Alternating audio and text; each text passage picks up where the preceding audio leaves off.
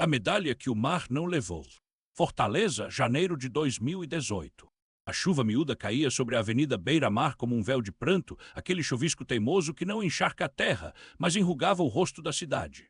Eu, professor de História do Colégio Farias Brito, corria pela calçada de pedras portuguesas, o sapato social escorregando a cada passo, a pasta com as provas do terceiro ano colada ao peito. O relógio do celular marcava 18h47, o ônibus para a praia de Iracema saía em 13 minutos, e se eu o perdesse, chegaria atrasado à ciranda do seu Zé, o que seria um desrespeito e tanto. Naquelas rodas, o tempo não era medido por ponteiros, mas pelo ritmo do pandeiro e a voz rouca do mestre.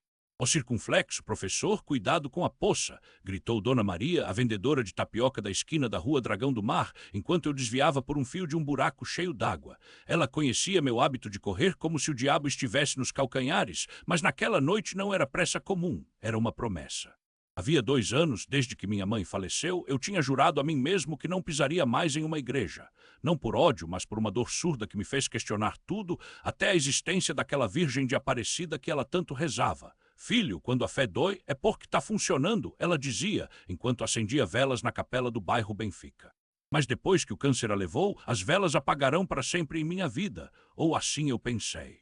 Atravessei a rua aos trancos, esquivando-me de um mototáxi que buzinou alto, o motorista xingando algo sobre professor maluco. O cheiro de peixe frito das barracas da beira-mar se misturava ao sal do ar e o mar, lá adiante, rosnava contra as pedras como um animal impaciente. Foi então que vi o brilho. Algo metálico reluzia no meio-fio, perto do posto de gasolina. Uma medalha. Não qualquer uma, Nossa Senhora Aparecida, com seu manto azul desbotado pelo tempo. A corrente estava quebrada, como se tivesse sido arrancada de um pescoço em um movimento brusco. Sem pensar, parei, peguei-a e guardei no bolso da camisa. Alguém deve estar procurando, murmurei, mas uma voz interna, talvez a da minha mãe, sussurrou. Ou ela que te encontrou. O ônibus lotado fedia a suor e cachaça barata. Um homem ao meu lado, com uma camisa do Ceará Sporting Clube, cantarolava "O mar não tá pra peixe, meu bem", enquanto batucava no banco. Eu fechei os olhos, tentando ignorar a dor de cabeça que latejava desde a manhã. Há 3 dias eu vinha sentindo uma queimação no lado esquerdo do abdômen, mas atribuía ao estresse das aulas ou à comida da cantina da escola. É só azia, mentia para mim mesmo. Cheguei à praia de Iracema quando a ciranda já tinha começado. O terreiro de seu Zé, um espaço de chão batido entre a Rua dos Carnaubais e o bar do seu antenor, estava lotado. As mulheres de saias rodadas giravam ao som do "Vem Morena", vem, enquanto os homens batiam palmas no ritmo do ganzá. O cheiro de mungunzá e cajuína enchia o ar e as crianças corriam entre as pernas dos adultos rindo. "Ei, professor Joca", seu Zé me chamou erguendo o chapéu de palha. Tava sumido, hein? Pensamos que o homem tava namorando. "Tô aqui, seu Zé", respondi sorrindo enquanto me juntava à roda, mas mal tinha dado 3 passos quando uma dor aguda me transpassou como uma faca. Dobrei-me ao meio, suando frio. "Ó circunflexo, gente, o professor", alguém gritou. O mundo girou. A última coisa que ouvi foi o som do pandeiro se afastando, como se eu estivesse sendo puxado para o fundo de um redemoinho. Acordei no Hospital São José, com um gosto amargo de soro na boca e uma luz fluorescente me furando os olhos. Uma enfermeira com sotaque caririense me olhou sério. "Professor, o senhor tem uma apendicite aguda. Se tivesse demorado mais um pouquinho, estourava. Já está na hora da cirurgia." "Mas eu não tenho plano de saúde", balbuciei, tentando me levantar. "Isso a gente resolve depois. Agora é correr", ela disse, já chamando os auxiliares. Levaram-me. O peso da medalha e a dança do destino. Levaram-me às pressas pelo corredor branco, onde o cheiro de álcool se misturava ao desespero. A dor no abdômen era um animal vivo arranhando minhas entranhas. Entre gemidos, tentei me agarrar a algo, qualquer coisa, para não afundar no pânico. Foi então que meus dedos tocaram um objeto frio no bolso da camisa, a medalha de Nossa Senhora Aparecida que minha avó, Dona Ana Maria, havia me dado anos atrás. "Guarda isso, menino. Um dia, quando achar que tá sozinho, ela vai te lembrar que não tá", ela dissera com aquele jeito firme de quem já viu a morte de perto. Joguei a medalha no chão com raiva. "Se existe alguma santa que me prove agora", pensei, a enfermeira que me empurrava na maca nem notou. "Ó circunflexo, professor, não é hora de brincadeira, não", ela ralhou enquanto as portas da sala de cirurgia se abriam. O anestesista, um homem alto com olhos de quem já viu muito sofrimento, me olhou fixo. "Vai doer só um pouco, depois dorme." "E se eu não acordar?", perguntei mais para mim mesmo. Ele sorriu, cansado. "Aí a gente manda você pro céu ou pro inferno, dependendo do que você fez na vida." Não tive tempo de responder. A agulha entrou e o mundo desabou em escuridão. O que aconteceu depois não tem explicação. Acordei, mas não estava mais na mesa de cirurgia. Estava de pé em um lugar que não reconhecia, uma praia desertada sob um céu cinza chumbo. A chuva fina de janeiro caía como poeira molhada e o mar batia forte, como se estivesse bravo. Isso é sonho ou morte? Pensei. Foi então que a vi. Uma mulher vestida de branco caminhava sobre as ondas sem afundar. Não era uma aparição etérea. Ela tinha peso, movimento, como se fosse de carne e osso. Seu rosto era sereno, mas seus olhos, Deus, seus olhos. Eles me transpassaram como se lessem cada mentira que já havia contado, cada dúvida que já tive. Você jogou fora o que não entende, professor? Sua voz não era um som, mas uma certeza dentro da minha cabeça. Quem é você? Perguntei, tremendo. Ela sorriu e foi como se o mar parasse por um segundo. Aquela que você chamou quando não tinha mais ninguém. Antes que eu pudesse reagir, ela estendeu a mão. Na palma brilhava a medalha que eu havia jogado no chão do hospital. Pegue, ainda não é sua hora. Quando seus dedos tocaram os meus, uma dor aguda me atravessou, mas não era física. Era como se alguém estivesse costurando as partes rasgadas da minha alma. Vi em flashes minha vida inteira.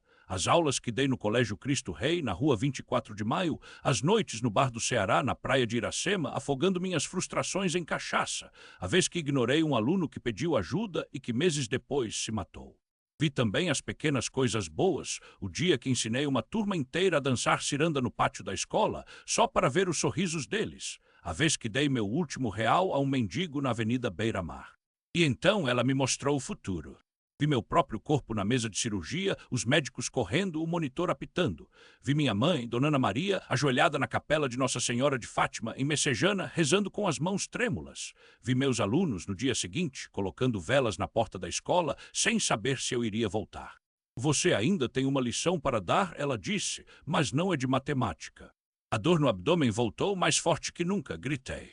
Acordei de novo. Desta vez estava de volta à sala de recuperação. A enfermeira, a mesma do sotaque caririense, me olhava com os olhos arregalados. Professor, o senhor estava clinicamente morto por 3 minutos. Ela engoliu em seco. Os médicos não entendem. Seu coração parou, mas voltou sozinho. Tentei falar, mas só saiu um som rouco. No peito, sob o hospitalar, sentia o peso da medalha.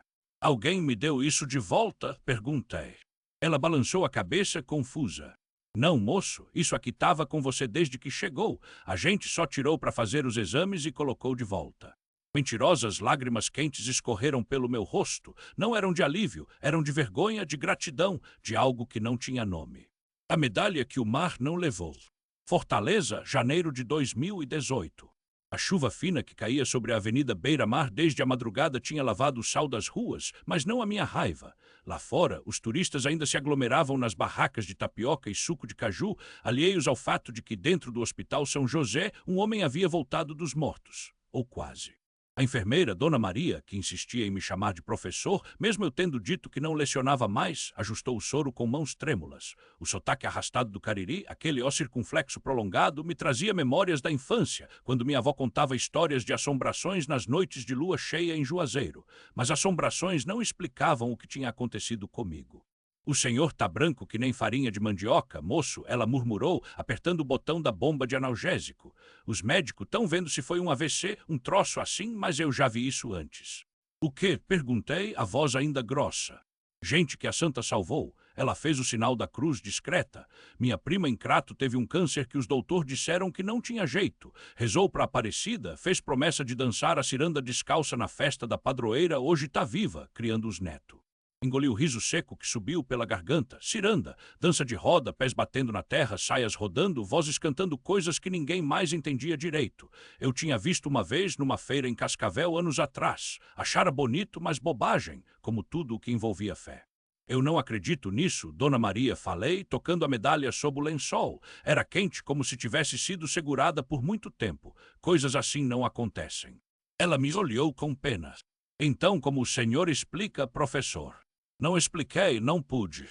3 dias antes, a aula de história no Colégio Cristo Rei tinha terminado em discussão. Novamente, desta vez foi por causa de um aluno, o Lucas, filho de um pastor evangélico, que insistiu em dizer que ciência e religião não podiam andar juntas. Eu, que já havia perdido a paciência com debates vazios, soltei.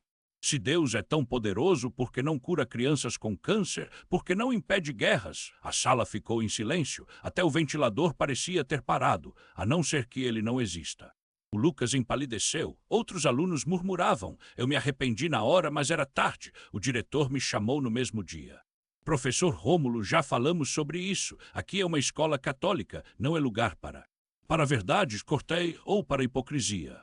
Saí do colégio com a demissão na mão e uma certeza. Fortaleza, com seu sol escaldante e suas praias lotadas de turistas, não era mais lugar para mim.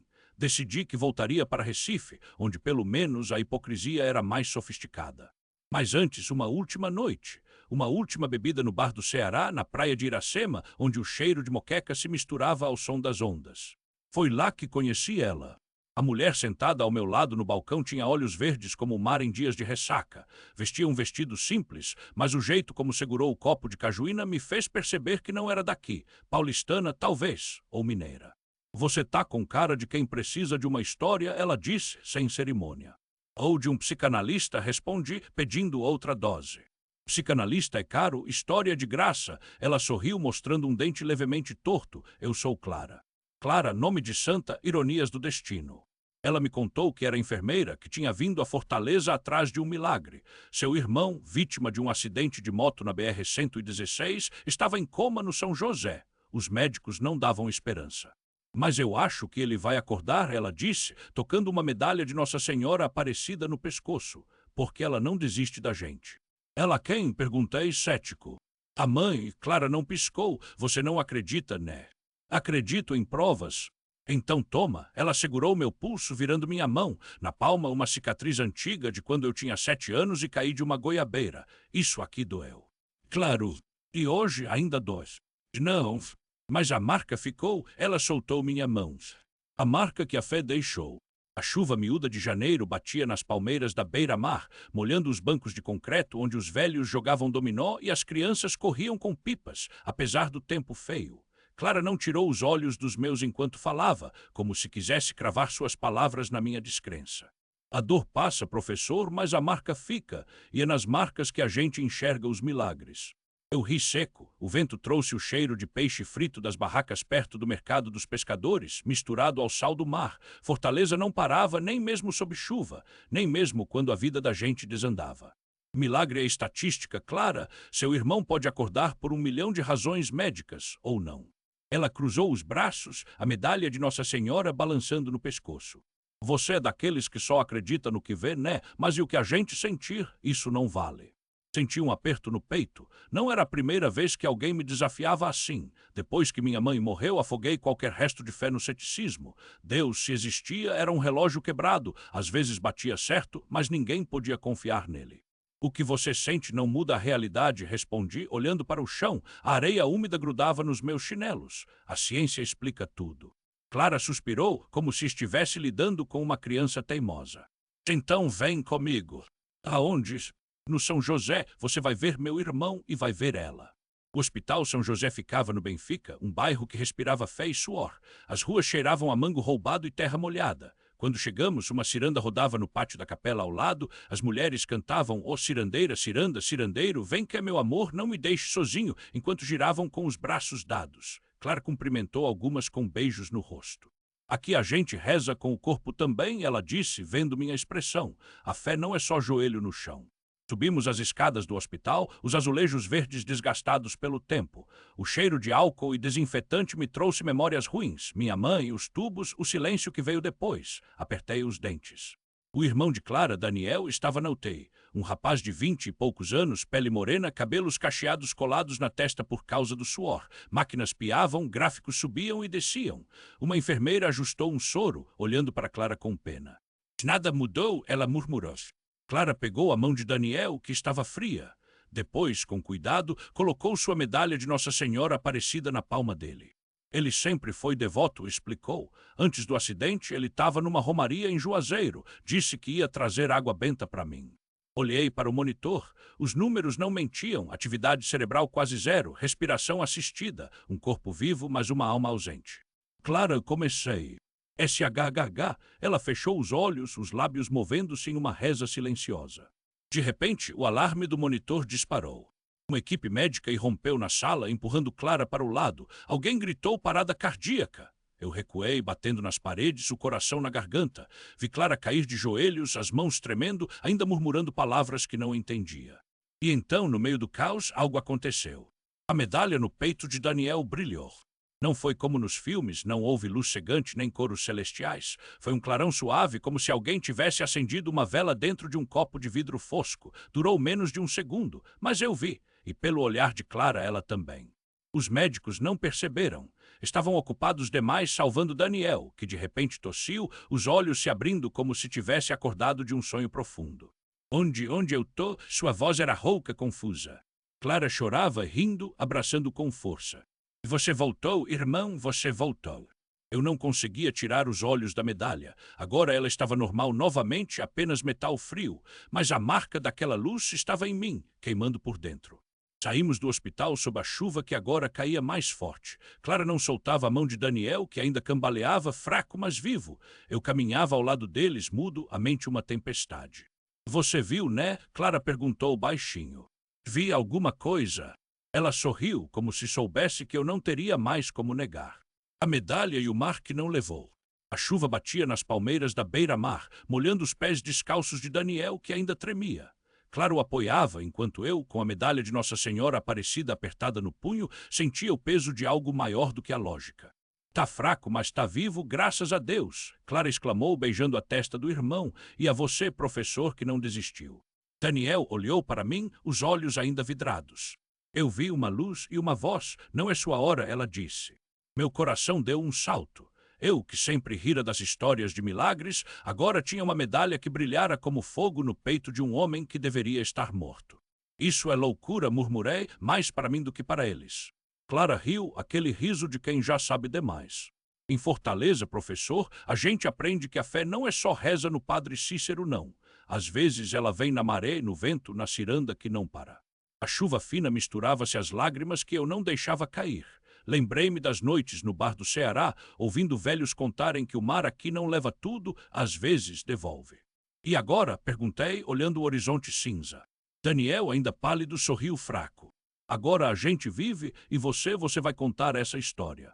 Clara pegou minha mão, colocando-a sobre a medalha. Porque milagre não é só para quem acredita, é para quem precisa ver. E ali, entre a chuva e o cheiro de sal, entendi. A persistência não era só de Daniel lutando entre a vida e a morte. Era daquela luz que não se apagou, da medalha que não se deixou levar, do mar que, mesmo bravo, não levou o que não era seu. A ciranda da vida continuou, e eu finalmente dancei com ela. Foi ali que senti a mão invisível da providência.